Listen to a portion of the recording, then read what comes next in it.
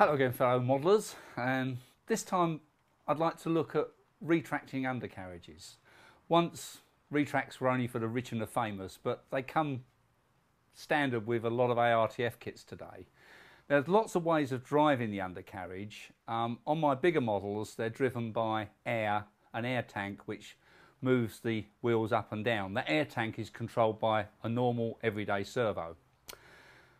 There are some items on the market that I haven't got my hands on yet, but they're electric retracts where the servo seems to, or the signal seems to go to the retract, and the retract operates independent of the battery pack that powers the aeroplane. In these two airplanes here, the Mustang and the Spitfire, it's basic standard mechanical retracts. Fairly cheap, not expensive to run at all. The Mustang has been flying since 1986 with standard Irving mechanical retracts. I've got no servo slowers, so the wheels go up really quickly and down quickly because I want to see they're up or down. The main difference between the two aeroplanes here is that the Mustang only has one battery pack, but the Spitfire has two battery packs. Most of the ARTF stuff that I see come through with mechanical retracts has one battery pack. So let's explore that a little bit. First of all, have some fun, and we need to see them work. First of all, the Mustang. As you see, it's fairly quick. That's for a reason. You can get a servo slower that would slow that action down and make it look more scale. But personally, when the aeroplane flies past me, going into the landing circuit, I like to see that it's up or down, and I don't want to have to wait. What we're looking at is the wheels locking up somewhere. Let's examine the Spitfire.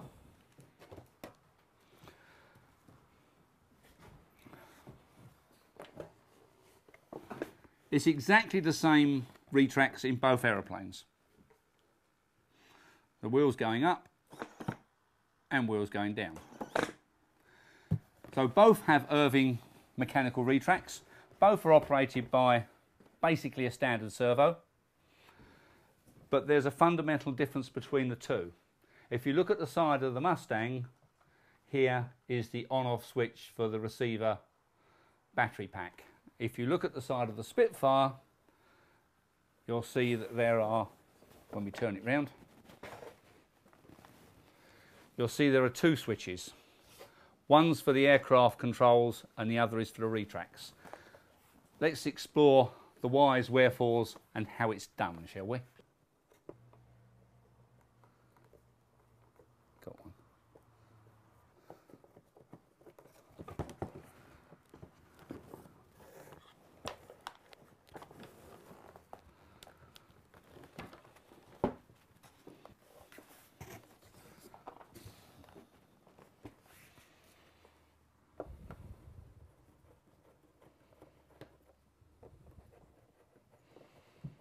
Having removed the wings from the aeroplanes,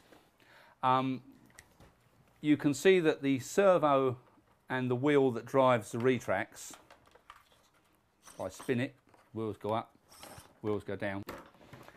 Exactly the same on the Spitfire.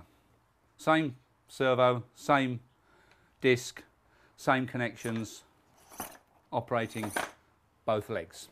So the wings are the same for both aeroplanes. Now it's in the fuselage that things start to become different. In the Mustang, we have the one battery pack.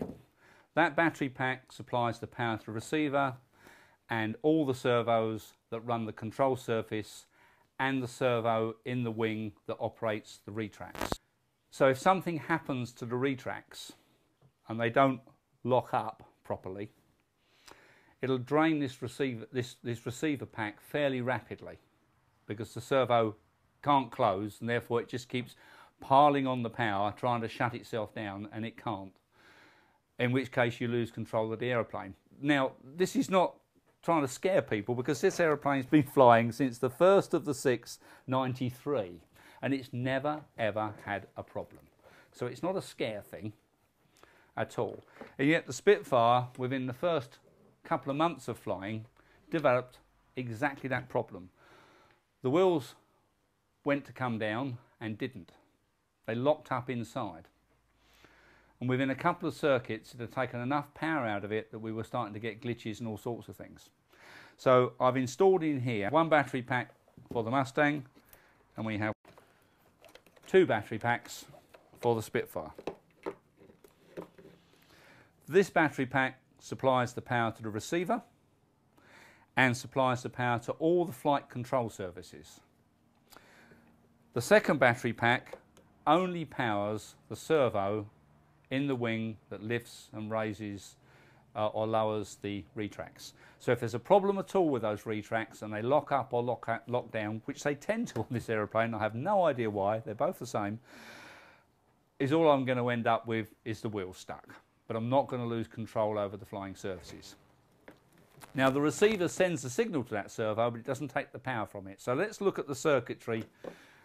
It's very simple, so that if you wanted to alter your ARTF aeroplane or an airplane that you have for a bit more security by having 2 batteries, or like me, you've got lots of batteries that you really don't want to fly with, but they're okay. It's a way of using them. Let's look at the circuitry.